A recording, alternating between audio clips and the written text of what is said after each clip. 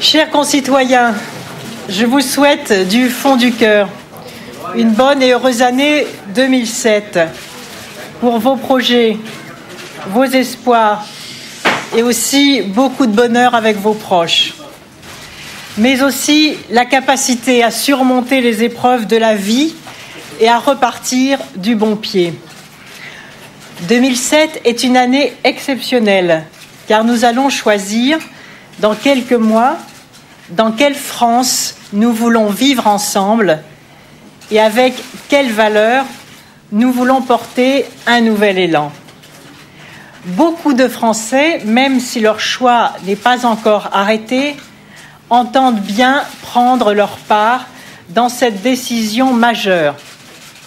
Beaucoup de jeunes ont tenu à s'inscrire sur les listes électorales pour dire eux aussi leurs mots et pour peser. Je veux les remercier pour leur mobilisation civique, leur volonté de participer, leur message d'espoir démocratique. C'est pourquoi je ferai tout pour que la campagne électorale soit de qualité, fidèle à l'idée que je me fais de la responsabilité politique. Je ferai tout pour élever le débat et pour que votre choix soit éclairé. Devant les caméras, s'il vous plaît. Vous n'entendrez de moi aucune attaque personnelle, mais j'exigerai que ceux qui sont au pouvoir soient jugés sur la réalité de leur bilan et sur leurs actes, et non pas sur leurs promesses trop tardives ou trop précipitées pour être vraiment honnêtes. Je veux tirer la France vers le haut. Je veux donc commencer par tirer le débat politique vers le haut. À l'aube de cette année particulière, je veux exprimer plus que des vœux, une volonté. Ma volonté de conduire avec vous le profond changement dont la France a besoin et qu'attendent les Français. Je sens monter dans le pays une inquiétude croissante, une colère parfois, une exaspération souvent, ce sentiment insupportable de ne plus pouvoir maîtriser son existence, vivre dignement de son travail, progresser et espérer mieux pour ses enfants. Je sens la France entravée, empêchée, insécurisée, son potentiel gaspillé et sa foi en elle vaciller.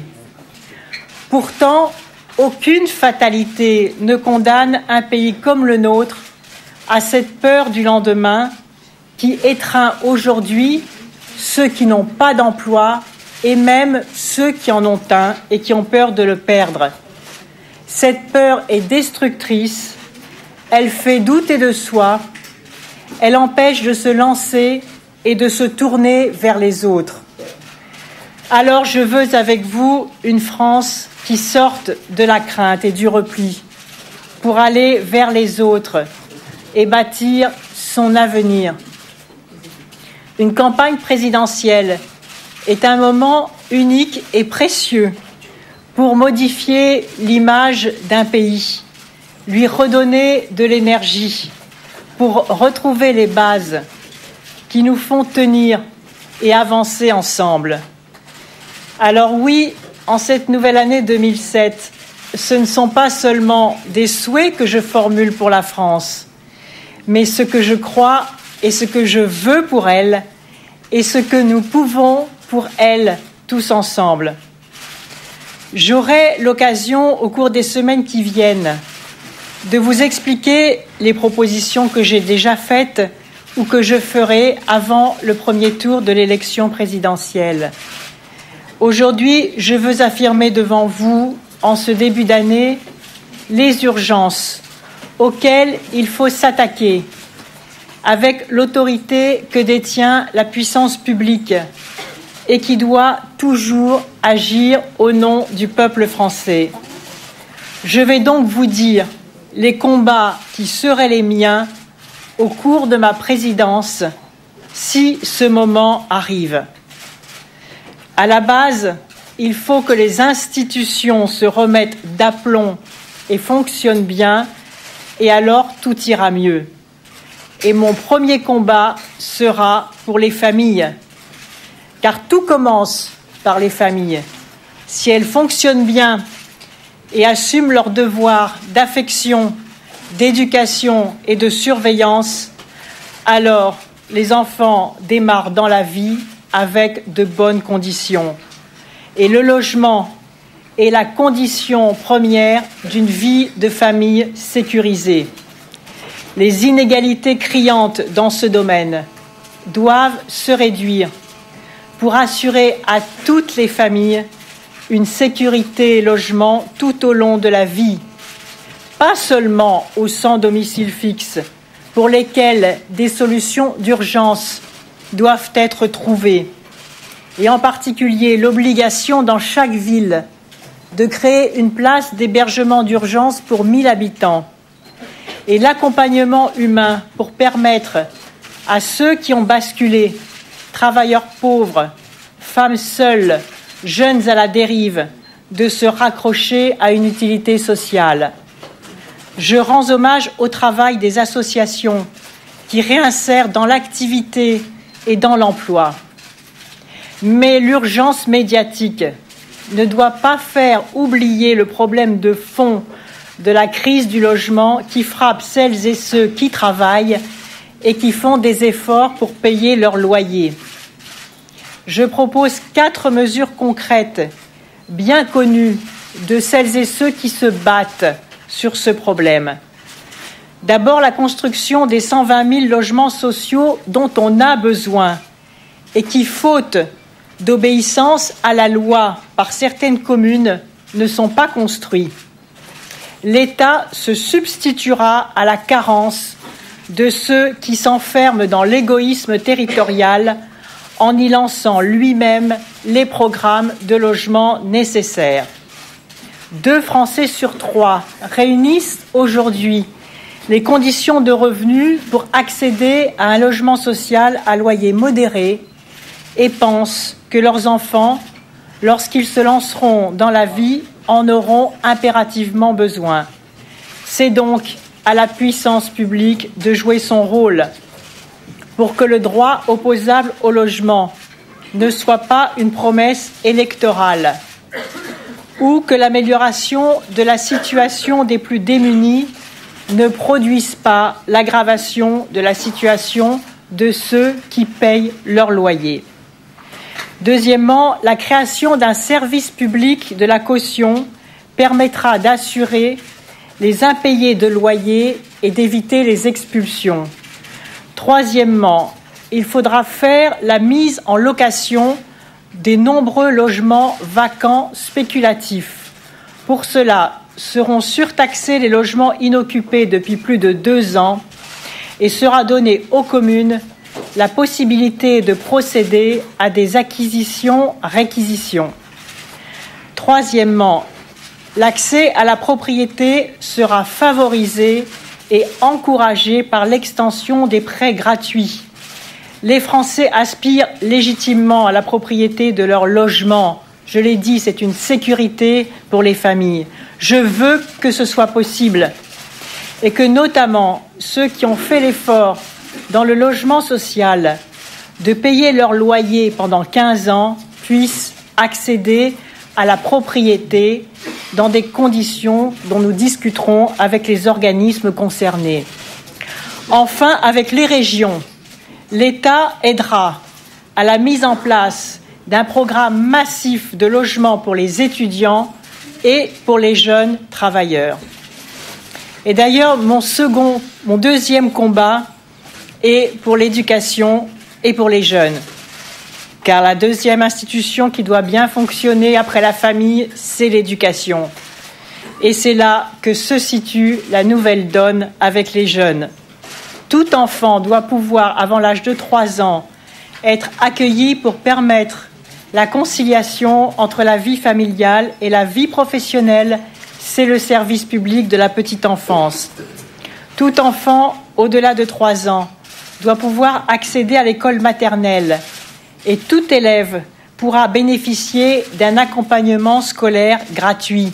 C'est la condition de l'égalité. Enfin, tout jeune doit sortir du système scolaire et universitaire avec un diplôme qui lui permet de déboucher sur l'emploi. C'est le contrat qu'il faut passer entre la nation et son école, comme avec les personnels qui s'y dévouent. Mais l'éducation doit permettre l'emploi. Aucun jeune ne doit rester au chômage plus de 6 mois sans qu'une formation ou qu'un contrat ne lui soit proposé. Tout jeune doit pouvoir bénéficier d'une possibilité d'insertion et je propose de généraliser les bourses et les emplois tremplins que les régions ont mis en place avec succès. C'est ce que j'appelle le droit des jeunes au premier emploi. L'État ouvrira un nouveau droit. Chaque jeune, à sa majorité, disposera d'un prêt gratuit de 10 000 € garanti par l'État pour lui permettre de construire son premier projet de vie, comme certaines régions l'ont déjà réalisé avec succès. J'appellerai les entreprises et les services publics à remplir leurs devoirs à l'égard d'une génération qui représente aussi leur avenir. Je le dis solennellement à toutes celles et à tous ceux qui doutent, à ceux qui rencontrent plus de portes fermées que de mains tendues. La France a besoin de vos talents et de votre énergie. Et je vous dis aussi qu'à votre âge, on a le droit à l'erreur, que la peur de l'échec ne doit pas vous paralyser, qu'on apprend et qu'on se renforce aussi des difficultés que l'on rencontre, que vous devez croire en vous et que moi, j'ai confiance, car la France doit aimer et encourager tous ses enfants. Mon troisième combat, c'est la réconciliation des Français avec les entreprises pour permettre la création de richesses, c'est-à-dire le développement économique, social et environnemental. Car dans une économie moderne, ces 3 piliers se tiennent. Notre pays a un potentiel extraordinaire que je veux mettre en valeur. Les Français savent créer, entreprendre, travailler dur, quel que soit leur métier, qu'ils soient salariés, artisans, commerçants, agriculteurs, chefs d'entreprise. Nous sommes la 5e puissance industrielle au monde et nous devons ce rang au travail des Français et à ceux, les entreprises, à celles qui conquièrent des marchés, qui innovent et qui prennent des risques. Nos chercheurs sont réputés, quoique trop souvent contraints de s'expatrier parce qu'ils ne trouvent pas ici les moyens de travailler correctement, nous leur donnerons. Et en même temps, le progrès social n'est pas toujours au rendez-vous. Pour des millions de salariés, le travail ne paye plus. Et l'on compte aujourd'hui, malgré la richesse de la France, 2,5 millions de ces travailleurs pauvres, qui sont d'ailleurs en majorité des travailleuses pauvres, souvent contraintes d'accepter des emplois à temps partiel. Entreprenante et créative, la France souffre en même temps d'un chômage de masse et de longue durée, sous-estimé par les chiffres officiels qui ne rendent pas compte du sous-emploi réel et d'une précarité croissante dans l'emploi qui déstabilise. Beaucoup ont perdu tout espoir de promotion professionnelle et sociale. Beaucoup aussi sont révoltés par les rémunérations extravagantes de quelques-uns qui représentent en toute une vie de labeur, la majorité des salariés ne gagnera jamais. Ces contrastes, ces injustices criantes sont insupportables. Elles démotivent et donc elles pèsent lourd sur l'inefficacité économique.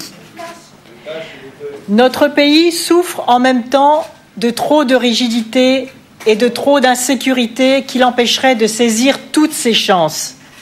Rigidité de certaines pratiques de l'État, que je veux simplifier dépoussiérée, adaptée aux besoins d'aujourd'hui.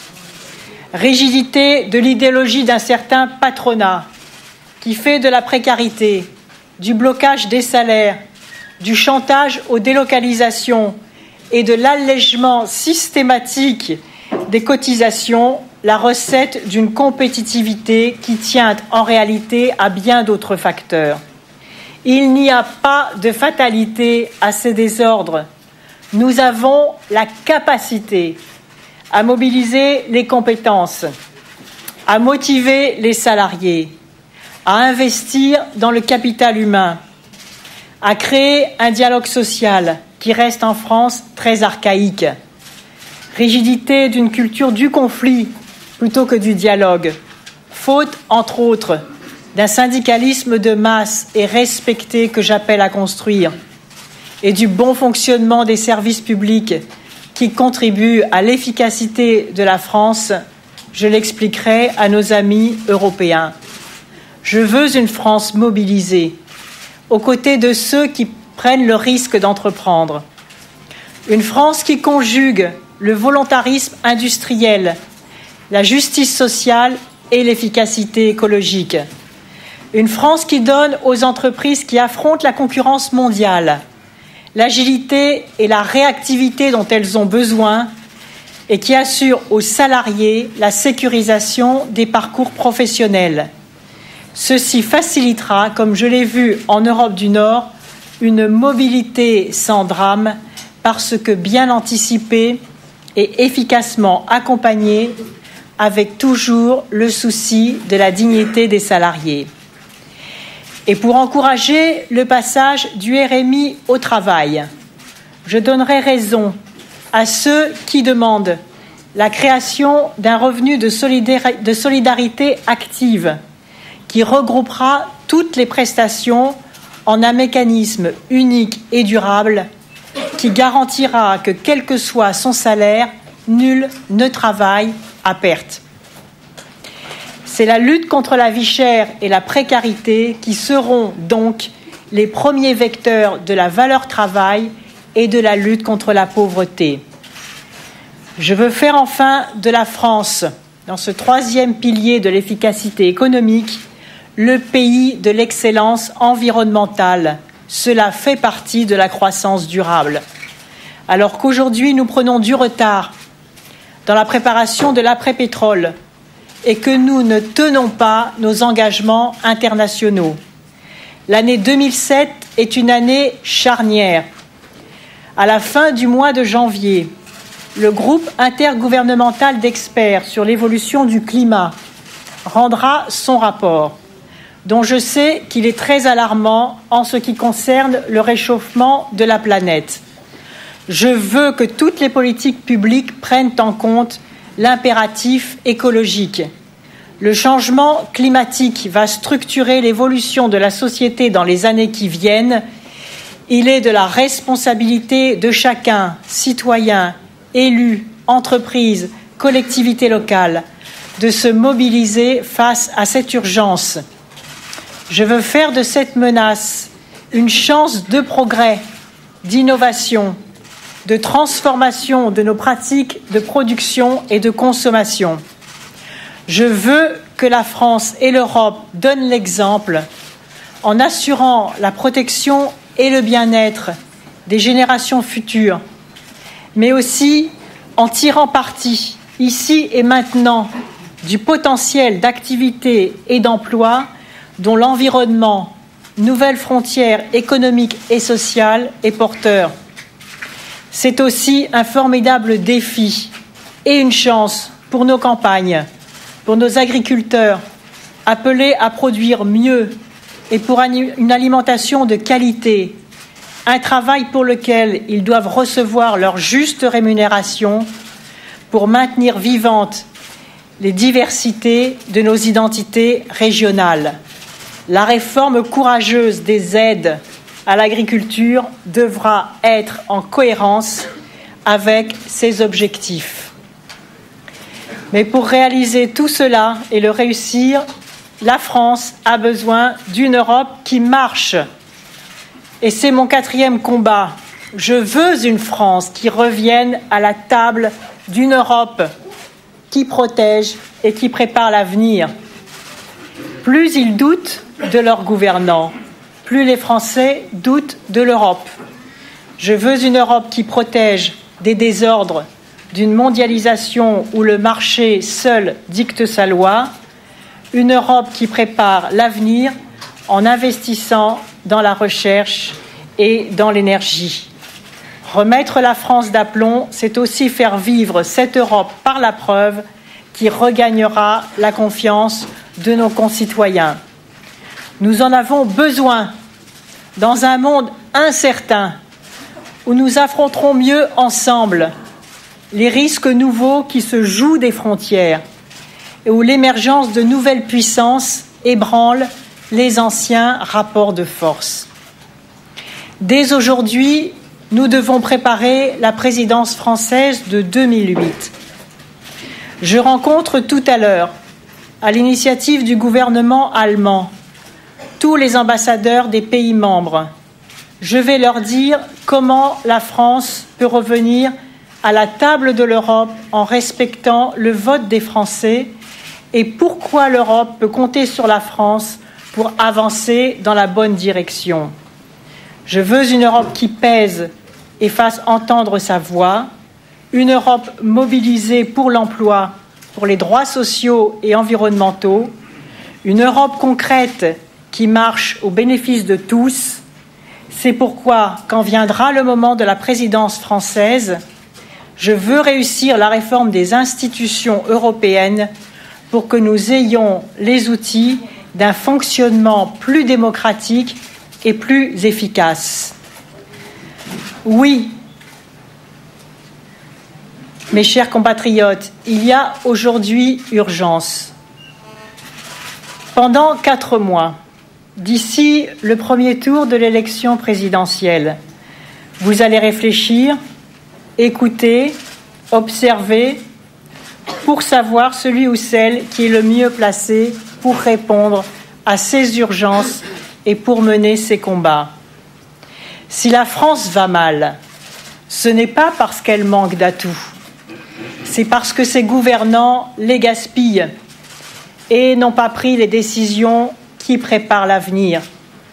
La France n'est pas pauvre, je l'ai dit, c'est la 5e puissance.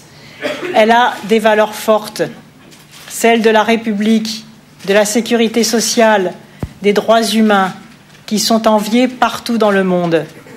Et les Français se battent, je le sais, et refusent de se laisser aller. D'ailleurs, un signe ne trompe pas. Nous mettons au monde bien plus d'enfants que la quasi-totalité des pays européens. Et chez nous, beaucoup de femmes mènent de front maternité et activités professionnelles. Aujourd'hui, c'est l'enfant qui fait la famille et sous toutes ses formes, mais très diverses. Les Français y sont attachés et cela prouve qu'ils se projettent dans l'avenir. Ce bonheur-là, ils n'ont pas renoncé à le bâtir.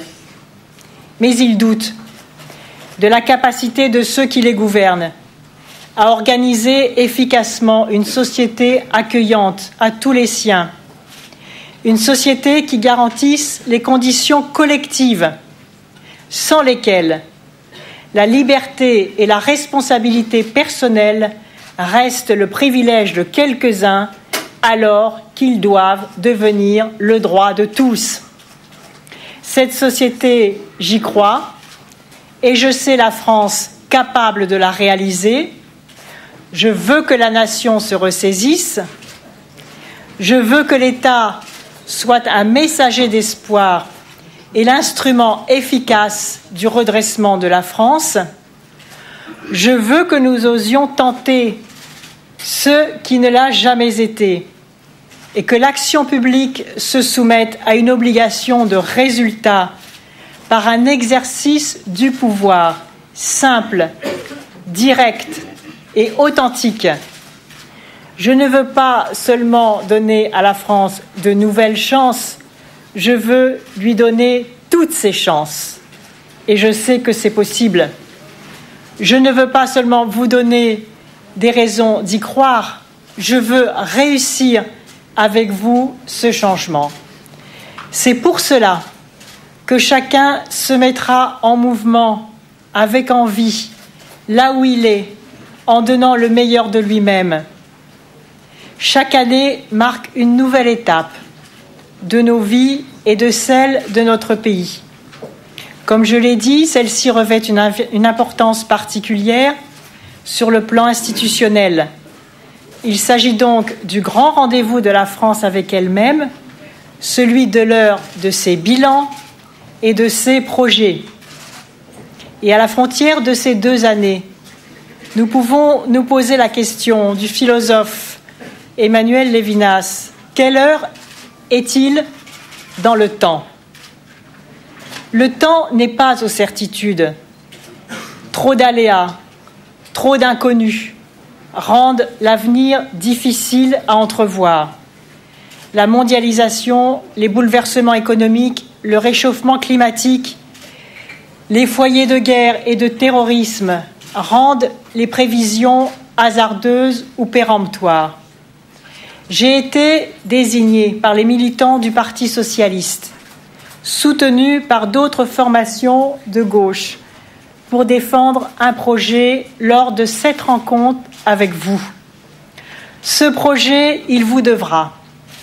Il vous doit déjà beaucoup. Sa réussite dépendra de votre engagement et de votre lucidité. Voilà pourquoi la vérité sera au cœur de notre pacte. Nous y répondrons. Les millions de Français, nous, qui avons le privilège d'appartenir à notre pays, la France, d'où que nous venions, hommes ou femmes, et quelle que soit notre couleur de peau, en réaffirmant notre attachement à nos valeurs de liberté, d'égalité et de fraternité. Voilà pourquoi nous avons fait la République et pourquoi il faut continuer à la faire vivre. Nos valeurs, et d'abord celle de la fraternité à laquelle je tiens en tout premier lieu, qui suppose acquise celle de l'égalité, seront notre talisman dans ce monde difficile, car réunis autour de ces valeurs, nous ne craignons rien. Nous pouvons changer la France en profondeur en réconciliant l'ordre et la justice, car seule la justice est facteur d'ordre, c'est-à-dire en faisant le pari de la démocratie et de notre intelligence collective, en nous respectant tout simplement. Nous avons pour cela des forces immenses qui n'attendent que d'être mobilisées. Encore faut-il que la nation leur assigne une mission et des moyens à la hauteur de ses attentes. C'est le rôle principal de la présidence de la République.